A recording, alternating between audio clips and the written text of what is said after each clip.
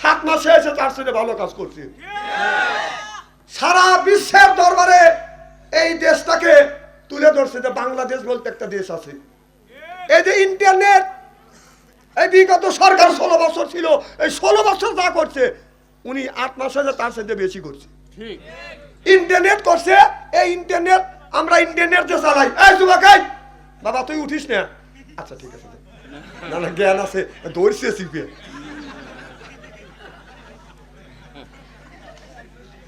এদিক তাকান, কি জানি বলতেছিলাম? হ্যাঁ, এই যে আমরা ইন্টারনেটে যে এত টাকা খরচা করি, আমি একটা ছেলের কাছে শুনলাম বিয়ে শাদী করে নাই, ও নাকি ওই যে কি যেন মোবাইলে কি জানি তোলে এমবি, আপনার 60,000 এমবি তুলছে। কথা কি বুঝতে চান? 60,000 এমবি এক মাসে খরচ করে। আর এই চিন্তা করেন, বিয়ে শাদী করে নাই, সাল বলকল হয় নাই, এখনো যদি 60,000 এমবি কেনে, ওর মতো লোক যদি খরচ করে, চিন্তা করেন দেশটা কোথায় নিয়ে গেছে। বউ বলবে বিচারটা আপনি করে দিয়ে, এই বিচার কি করবেন লেগে আমি আছি। আমি সেই ধারণা দিচ্ছি যে তাহলে লক্ষ লক্ষ কোটি কোটি টাকা এই নেট বাংলাদেশে চলছে, এই টাকাগুলি ভারতে ব্যাংকে যা জমা হয়েছে। ডাক্তার ইউনূস আইসা 7 মাসের মধ্যে নেটের যত টাকা নেট বাংলাদেশে করে নিছে, যত টাকা হবে এই টাকা বাংলাদেশে থাকবে। সুবহানাল্লাহ। তো জোরে বল। বিগত 16 বছর যা করতে পারে নাই, 16 বছর করছে দেশের টাকা লুটে নিয়ে মামুর বাড়ি দিল্লি পাঠাইছে। আর ডাক্তার ইউনূস এসে বলতেছে এই টাকা দিল্লি যাবে না, দেশের টাকা দেশে থাকবে, দেশের মানুষ খাবে, দেশে উন্নতি হবে। কাজটা ভালো করছে না খারাপ করছে? আর একটা গুড নিউজ, সেটা হলো বাংলাদেশের মধ্যে বিশ্বের মধ্যে সবচাইতে বড় একটা হাসপাতাল ওষুধ ফ্যাক্টরি করবে।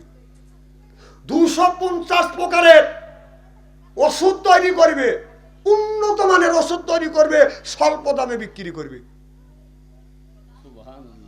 ওই সরকার যদি আরো 42 বছর থাকতো এই কাজ করতে পারতো না, বরং আরো যদি কিছুদিন থাকতো দেশটা খায়া শোষণ করে মামুর বাড়ি ঠিক মতো বিল্ডিং তুলে বসে আছে। এই জন্য আমার কথা হলো যে ডাক্তার ইউনূস 84-86 বছর বয়স, আমার কথা হলো যে ও আরো 2 বছর বাংলাদেশে থাক। কথা কর না কেন? বাংলাদেশ সামনের দিকে আগা যাচ্ছে, যাক আগা যাচ্ছে, যাক। ডাক্তার ইউনূস যতদিন আছে ও আগা যাবে। তবে হ্যাঁ, ওনাকে জিজ্ঞেস করা হলো আপনি নাকি সুদ খান? আমি সুদ খাই না, কিন্তু সুদের ব্যাংকে উনি চাকরি করতেন। তারপরে তো গুনাহ, উনি তওবা করলে মাফ করে দিবে কি আল্লাহ। তো আমার কথা হলো যে আপনার বয়স 86 বছর হোক আর যাই হোক, আপনি মুখে দাঁড়িয়ে রাখেন, বাংলাদেশের মানুষ আরো সন্তুষ্ট হবে। কিন্তু অত বুড়ো মানুষ আপনি দাঁড়িয়ে রাখেন না কেন? আমার কথা হলো যে এই মিডিয়া, এই খবর, এই মিডিয়া যেন তেনার কাছে পৌঁছে।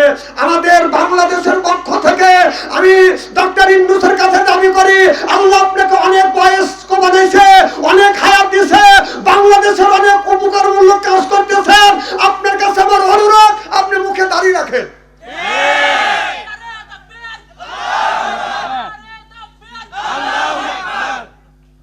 তুমি দিও নাও কি কয়ো? তোমাকে আমি চিনি না। বিয়ে করতে গেলে কেউ ধনী দেনে, ওই ধনী দিছে ওর বউ।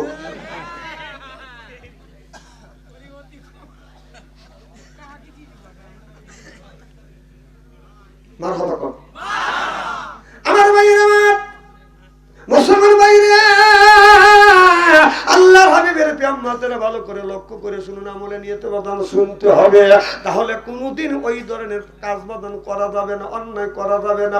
অন্যায় যদি করে থাকেন বাদান তওবা করলে আল্লাহ মাফ করে দিবে। আল্লাহ বলে বান্দা তোমার পাপ, তোমার গুনাহ যদি আপনার এই পৃথিবীর সমান হয়, আল্লাহ কয় 7 পৃথিবীর সমান হলো আল্লাহর রহমত। আপনার গুনাহ যদি আপনার সলঙ্গা থানা বইয়া যায়, আল্লাহর রহমত তামাম পৃথিবী। সুবহানাল্লাহ কোনা। আপনার যদি আপনার গুনাহ যদি একটা পাহাড় হয়, আল্লাহর রহমত বাদান হিমালয় পর্বতের চাইতে বেশি। আল্লাহ কয় বান্দা গুনাহ করছিস, তুই ভুল বুঝছিস, তওবা কর, আমার কাছে মাফ চা, আমি আল্লাহ মাফ করে দিয়া তোমাকে নিসবত বানাবো। চিল্লা কোন আল্লাহু আকবার। এজন্য ভুল করছি, মাফ চাবো কার কাছে? আল্লাহ আল্লাহর কাছে। আল্লাহ মাফ করার জন্যই তো বসে আছে। মানুষ মাফ করতে পারবে না, কোনো মানুষ মাফ করতে পারবে না। তবে একটা কথা শোনেন, কারোর হক নষ্ট করবেন না। হ্যাঁ, এইটাই বড় কথা। কারোর যদি হক নষ্ট করেন, আমাদের দেশে কিছু লোক আছে বাপের 4টে ছেলে, বড় ছেলে হেলে পাম্পুম দিয়া মা বাবার কাছ থেকে 40 বিঘা জমির মধ্যে 20 বিঘা আগেই লেগে রাখে। এরকম ভাই আছে না নাই? আছে। 3 ভাই বাসে 40 বিঘা সম্পত্তির মধ্যে 20 বিঘা বড় ভাই আগে লেগে নিছে। আর কয় বিঘা আছে? 20 বিঘা। ওই 20 বিঘা যখন ভাগ করে গেছে, ওই 20 বিঘা 4 ভাগ করছে। হ্যাঁ। আর ওই টাকা দিয়ে হজ করে আসে কয় আমি কি বড় হাজি হয়েছি রে। তুই হাজি হয়েছিস, তুই মরেলে কবরের মধ্যে তোর বাথাম ফাটাবি। আল্লাহ না, আপনার এলাকা আছে সেটাকে আমি বলতেছি নাকি? 20 বিঘা জমি নেই আমাদের দেশের মানুষের। আরে আমি বলি কি আর বোঝো কি রে? আমি বুঝনের জন্য একটা কথা বললাম, এলাকা 20 বিঘা জমি নাই। 20 বিঘা যদি একজনের না থাকে আমি কি করবো? মানে এতদিন পরে কি করছে?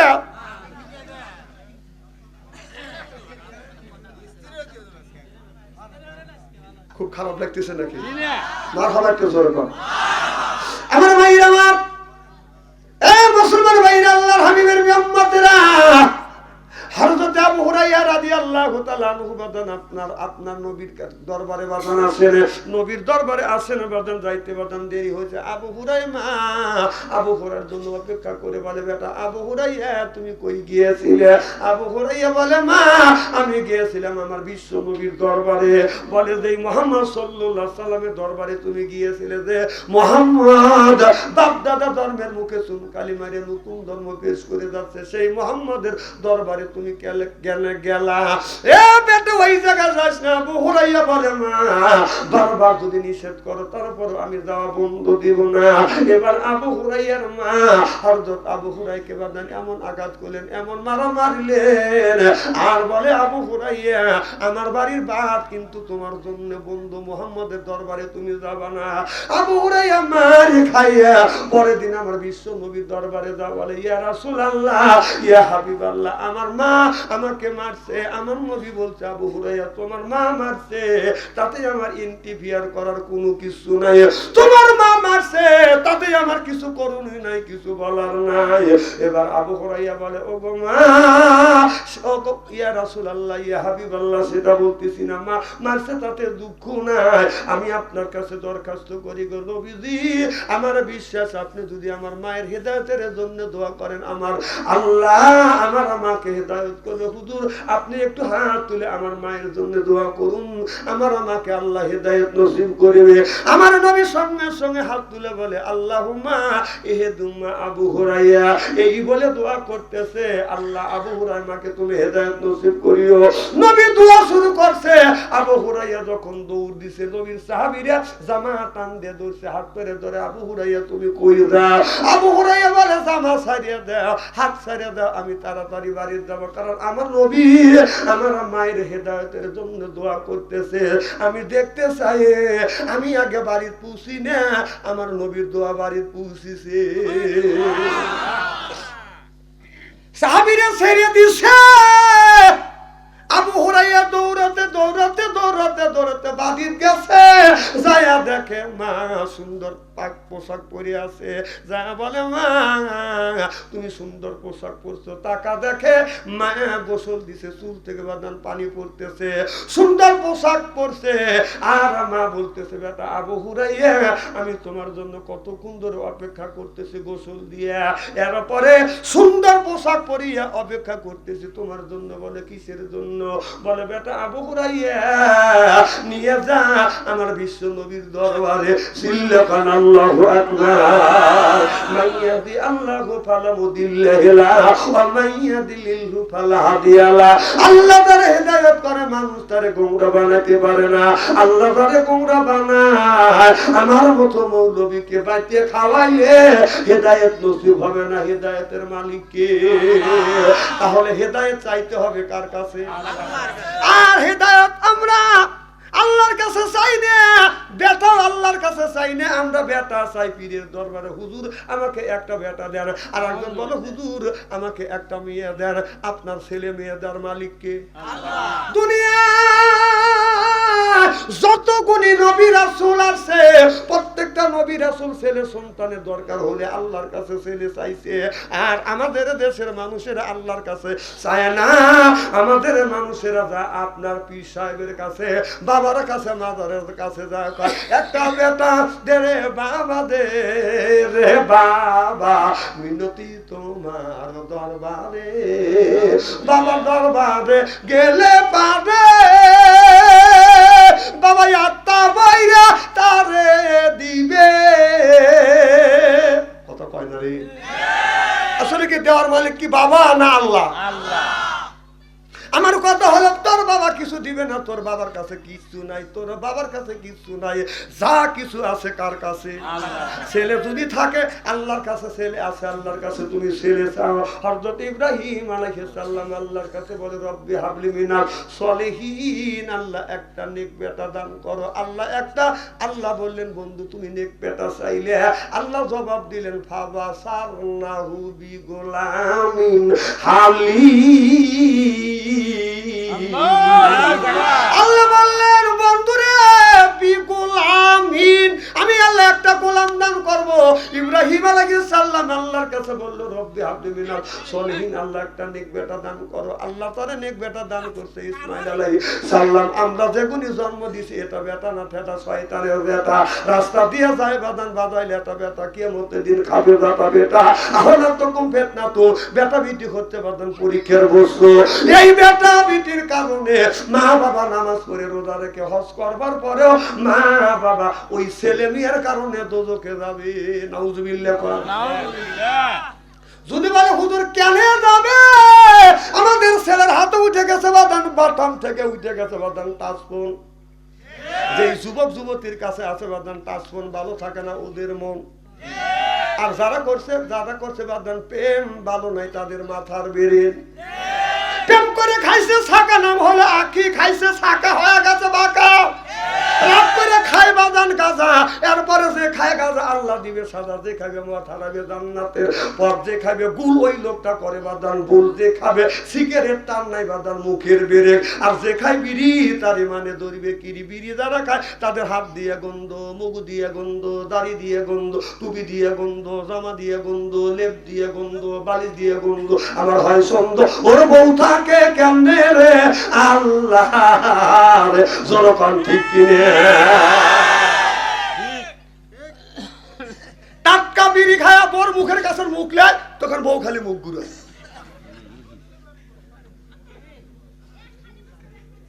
স্বামী বলে বিবি আমি তোমার মুখের কাছে মুখ লে তুমি মুখ ঘুরাও। বউ কয় লজ্জাও করে শরমও করে, এই মাত্র তুমি টাটকা বিড়ি খায়া আমার মুখের সাথে মুখ লাগাইছো, তোর পাশার সাথে তোর মুখের মন বেরোচ্ছে। না না বিড়ি খাও, বউ কষ্ট দেয়, ব্রাশ করতে পারো না। যারা বিড়ি খায় তারা চিন্তা করতে হুজুর বিড়ির বিপক্ষে আমাকে ফতুয়া দিবে। আমি কেন বিড়ির বিপক্ষে ফতুয়া দেবো? কেউ যদি বলে বিড়ি খাওয়া হারাম, আমি বলবো বিড়ি খাওয়া জায়েজ তো জায়েজ, 200 কোটি বার জায়েজ। মানে খাওয়ার একটা স্বাধীনতা আছে, লিমিট আছে। কারণ ভাত খাওয়ার আদব হলো বসে থেকে, পানি খাওয়ার আদব হলো বসে থেকে, বিড়ি খাওয়ার আদব হলো টয়লেটের ভিতরে। আদব ছাড়া কি কোনো জিনিস খাওয়া যায়? কুষ্টিয়া মাহফিলে গেছি, লক্ষ লক্ষ বুই সবজি চাষ করছে।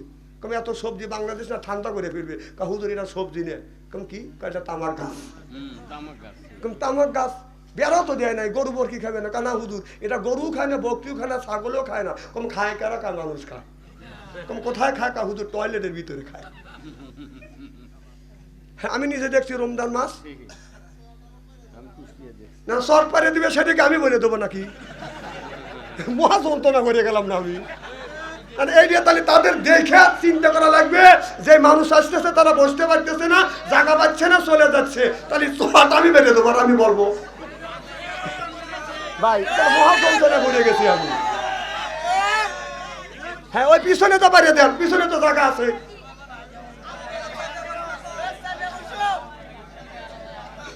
লা ইলাহা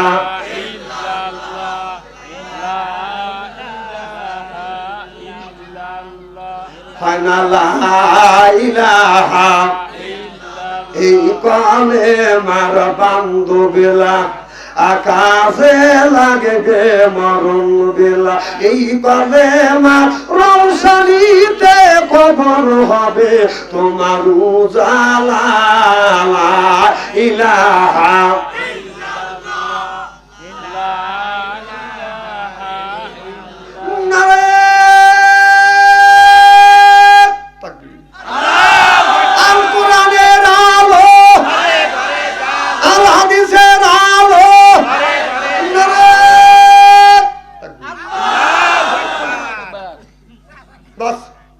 বসেন কি জানি বলতেছিলাম না না রমজান মাস আরে দাঁড়া বাবা বলতেছি তো তামাকের কথা পাগল হয়ে গেছে এখন জোহরে আজান দিছে স্ট্যান্ডটা করে অজু দিয়ে নামাজ পড়ে গিয়ে টয়লেটের কাছে যা যে ও বাবা টয়লেট বন্ধ আর টাকা দিয়ে যে আল্লাহ দুমো গোল হয়ে বের হচ্ছে ব্যাপার কি আগুন ধরলো নাকি তো আমি নক করলাম কারণ ভিতর থেকে সাউন্ড দিচ্ছে বোঝা গেল ওখান থেকে উৎপত্তি হচ্ছে আহা ওই জিনিস ওই জায়গা খায় আবার ইদানিং দেখলাম ভাই যারা পান খায় 70% লোক টয়লেট করে আর পান খায় এখন বিশ্বাস যদি না হয় তাহলে এই বুড়োরা তো মানা দিবে না ওই বুড়ির কাজ করা লাগবে বুড়ি সত্য কথা কবে হ্যাঁ বুড়ো পান খায় আর টয়লেট করে আমি নিজে দেখছি এক বুড়ো বের হচ্ছে কম কই গেছিলে কয় টয়লেটে কম মুখ লড়ে কা পান খাইলে কম ওই জিনিস ওই জায়গা খায় হ্যাঁ হালাল জিনিস না না হালাল জিনিস ওই জায়গা খায় কা হুজুর না খালি আমার টয়লেট হয় না তাই আমি বললাম টয়লেটে যা যদি হালাল জিনিস যদি খাও একটু গু তুলে শুন মনে করে খাও না না খাও আর বাচ্চা অঞ্চলে করলে থুতু ভালো লাগে নাকি খারাপ লাগতেছে নাকি ইস্তেরি হচ্ছে তো জি না না আমি হক কথা বলি ভাই কোরআন হাদিস থেকে কয়দিনই বাঁচবো আল্লাহর কাছে জবাব দিতে হবে না আরে তেল দিলে ওয়াজ চলে না আর তেল দিলে ওয়াজের দিন নেই আল্লাহ বলবে তো তোকে আলেম বানাইছি হক কথা বলার জন্য তুই তেল দিলে ওয়াজ করে মিল করে চলে আইছিস মানে ওরা জানে যে হক কথা বললি দাওয়াত বন্ধ হয়ে যাবে না বাপ সংসারে দাওয়াতের কমতি নাই দাওয়াতের কমতি নাই শত শত দাওয়াত ফেরত দিই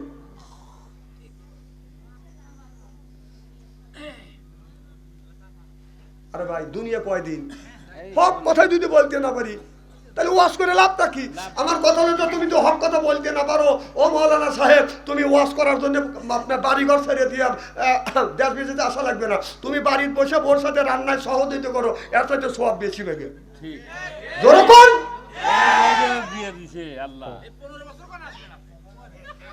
15 বছর আনসারি মাঠেই আসিল আপনি আসিলেন না আমি আপনার চিনি না আপনার এখন 15 বছর ওই দলের লোক হয়ে গেছিলেন এখন ওই মামা ওই আপা চলে গেছে এখন ঘুরে আবার আর এক জায়গায় আছেন সেই কথাটাও আল্লাহ বলছে কোরআনের মধ্যে এই যে মাওলানা সাহেব আছে আল্লাহ বলছে মুযাবযাবিনা বাইনা যালিকা লা ইলাহা ইল্লা লা ইলাহা ইল্লা এটা লোক গোলালু মার্কা কিছু লোক আছে এই কথা 1450 বছর আগে কে বলছে আল্লাহ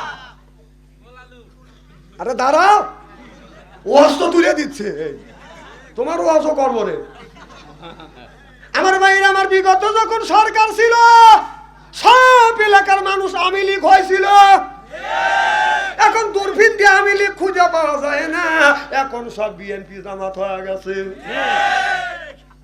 আল্লাহ এই কথাই বলছে ওরা গোলালু মার্কা মানুষ গোলালু বাদান গোলালু কি করা যায় বাদান আপনার মাছের মধ্যে কাইটেও বাদান এটাও মধ্যে গোস্তর মধ্যেও চলে গরুর গোস্তও চলে বাদান খাসির গোস্তও চলে ব্রয়লারের মধ্যেও চলে মাছেও চলে এরপরে ছানায়ও চলে বাদান আপনার বট্টায়ও চলে গড়িয়ে দিলে গড় গড় করে গড়িয়ে যায় আল্লাহ এই কথাটা বলছে মুযাবযাবিনা বাইনা যালিকা লা ইলাহা ইল্লা ইলাহা ইল্লা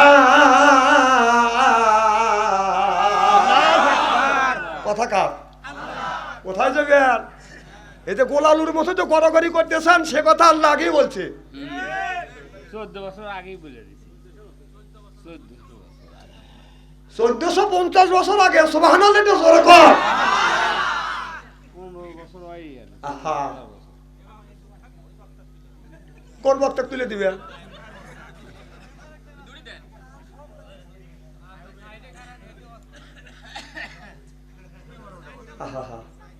হায়রে মানুষ রে, মরার চিন্তাই করে না, মরার চিন্তাই না। আমার ভাইয়েরা, আমার এই মুসলমান ভাইয়েরা, আল্লাহর হাবিবের উম্মতেরা, ভালো করে লক্ষ্য করে শুনুন, আমলে নিয়তে বাদান শুনতে হবে। ও বাদান, আল্লাহর নবী এই জমিনের বিপে বাদান আপনার জীবন দিয়েছে, রক্ত দিয়েছে, সাহাবীরে বাদান জীবন দিয়েছে, স্ত্রীকে বিধবা করছে, ছেলে সন্তানকে ইতিম করে বুকের তাজা রক্ত বুলেন কিটে করে দিয়ে এরপরে ইসলামের পতাকা এই জমিনে উড্ডীন করছে। চিল্লে কোন আল্লাহু আকবার। তাহলে আমি বলতেছিলাম, হযরত ইব্রাহিম আলাইহিস সালাম আল্লাহর কাছে বলেছিল, রব্বে হাবলি মিনাস সলিহিন, আল্লাহ তার নেক বেটা দাও। আল্লাহ তারে নেক বেটা দান করছে হযরত ইসমাঈল আলাইহিস সালাম। আল্লাহ বলে, বেটা ইসমাঈল রে, বাবা বলে, বাবা ইসমাঈল, ফালাম্মা, আমি তোমাকে কুরবানি করব, তুমি কি কুরবানি হইতে রাজি? ইসমাঈল আলাইহিস সালাম বলে, আসলামা, ও বাবা, আল্লাহ যদি আমাকে কুরবানি করে যদি আল্লাহ খুশি হয় তাহলে আসলামা, আমু আল্লাহর রাস্তায় কুরবানি হতে রাজি। বাবাও কোরবানি করতে চায় ছেলেকে, আর ছেলেও কোরবানি হতে চায় কার জন্য? আল্লাহ। আমার ভাইয়ের, আমার আল্লাহ বলল, বেটা রে, আমি তোমাকে জব দেব, কোরবানি করবো। ছেলে টান হয়ে শুয়ে পড়ে, বাবা আমি জব হব, আমি জব হলে যদি আল্লাহ খুশি হয়। এবার বাবা ছেলে শুয়ে পড়ছে, বাবা বাদন ছুরি হাতে নিয়ে ছেলে টান হয়ে তাইফের আপনার ওই ছেলে যখন জমিনের মধ্যে বাদান মিনের ময়দানে শুইছে, অমনি বাবা ছুরি হাতে নিয়ে বিসমিল্লাহ আল্লাহু আকবার বলছে, ছুরি যাচ্ছে। সুবহানাল্লাহ, এটা জোরে কথা। আচ্ছা, বিসমিল্লাহ আল্লাহু আকবার জবান থেকে বললে ছুরি কয় ঘন্টা পরে যায়? কথাই কয় না রে, জোরে কর, কতক্ষণ পরে যায়? সঙ্গে সঙ্গে যায়।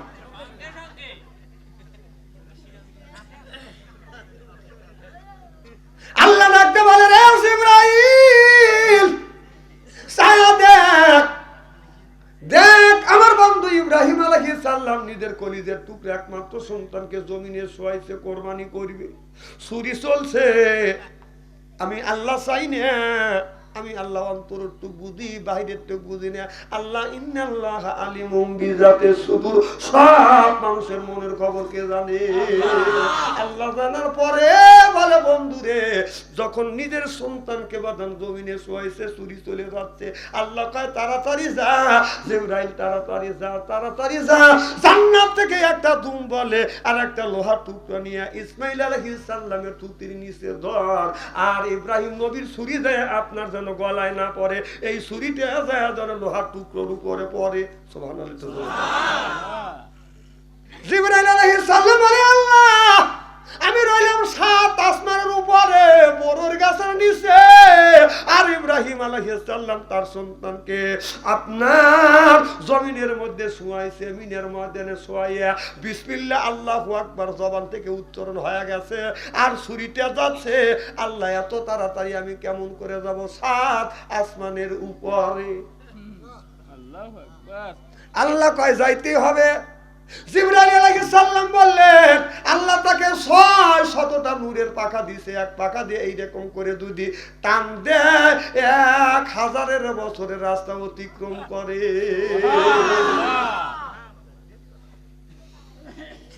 জিবরাইল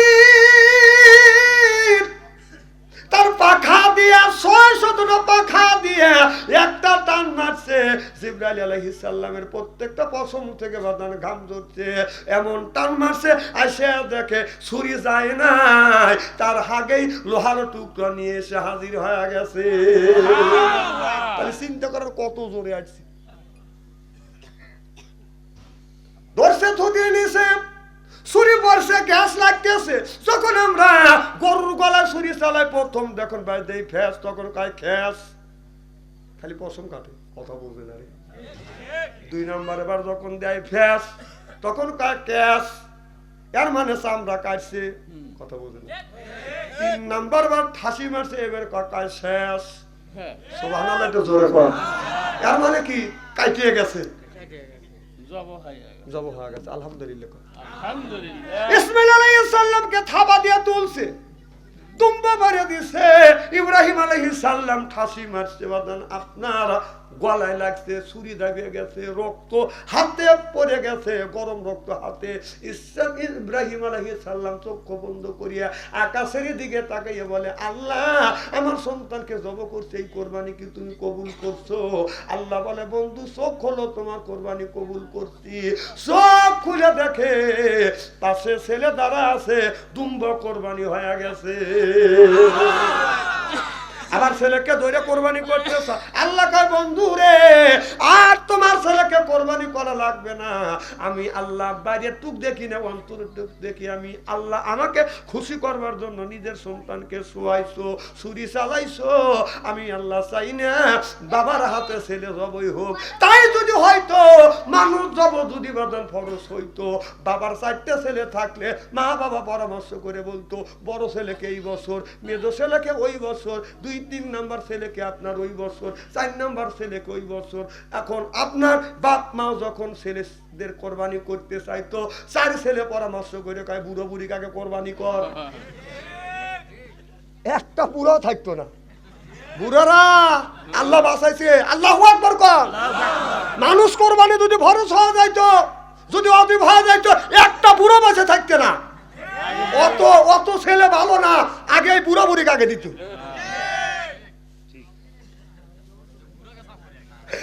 এতে ভাই বুঝছি, ভাই থুতু নিচ্ছে। আল্লাহ শুকুর আদায় করেন, আল্লাহু আকবার। খুব কি খারাপ লাগতেছে নাকি? ও গলা মিশিয়ে খাও গা। সেই অক্টোবরে তো শুরু করছি, রমজান মাসেও করছি, করতেইছি এখনো। গলা দাবে না, আর এগারো গলা থাকতেছে এখন।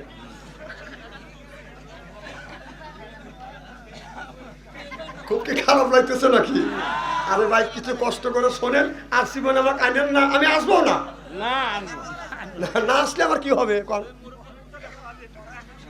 আমি আগেই বলছি যে আমার 5 থেকে হয়ে বসে, কারণ আমি একটু নড়াচড়া করি, কথা বুঝতে চান না, বুড়ো মানুষ আমি।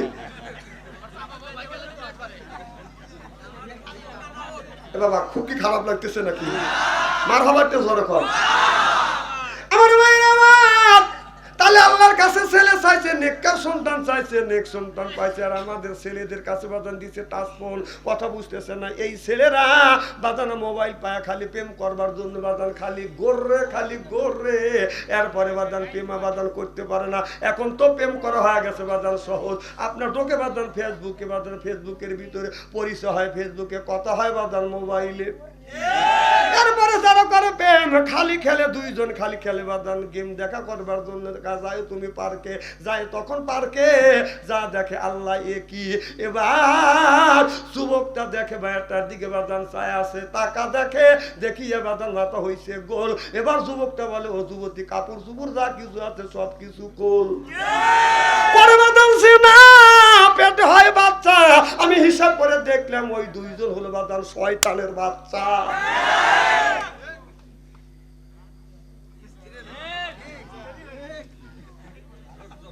আহা, ছেলেরা প্রেম করতে করতে প্রেমের সেঞ্চুরি করে ফেলাইছে। এক একটা ছেলে এক একটা মেয়ে 33টা করে প্রেম করছে। এই এক একটা মেয়ে বিয়ে প্রেম করছে 5-6টা, একটার সাথে কথা বলতেছে আর একটার সাথে মোবাইল ওয়েটিং এ রয়েছে, ওইটা কাটিয়ে দিয়ে দেখা হ্যালো।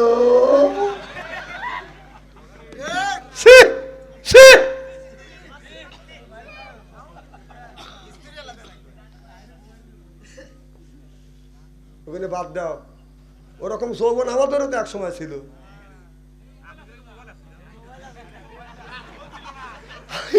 মানুষ কর হুজুরগারা ঠকানের লেগে কিভাবে রেডি হয়েছে না, তখন তো মোবাইল ছিল না, কে জানে না মোবাইল ছিল না, তখন নতুন করে আমাকে মনে করে দেওয়া লাগবে নাকি? আমি তো জানি, এটা সবাই জানে। তখন ছিল চিঠি, আর এখন কি চিঠি আছে নাকি? আর চিঠি নাই কে। এখন ছেলে মেয়েদের কথা খালি বাতাসে ওরে। আমার ভাইরা, মুসলমান ভাইরা, আল্লাহর হাবিবের উম্মতেরা, ভালো করে লক্ষ্য করে শুনুন। আমার নিয়তে বাদান বাজান শুনতে হবে হযরতে আপনার আবু বকর সিদ্দিক যখন বাজান ছোট্ট ছিলেন, এই আবু বকর সিদ্দিক রাদিয়াল্লাহু তাআলা আনহু আমার নবীর কাছে কলমা পড়ে মুসলমান হইছে। যখন নবী বসে আছে, আবু বকর বলতেছে, হুজুর আমার দুঃখের কথা একটু বলবো। আর এক সাহাবী বলে, নবী গো আমার দুঃখের কথা আপনি শুনেন, আমি এইভাবে মুসলমান হয়েছি। সুবহানাল্লাহ। আবু বকর বলে, নবী গো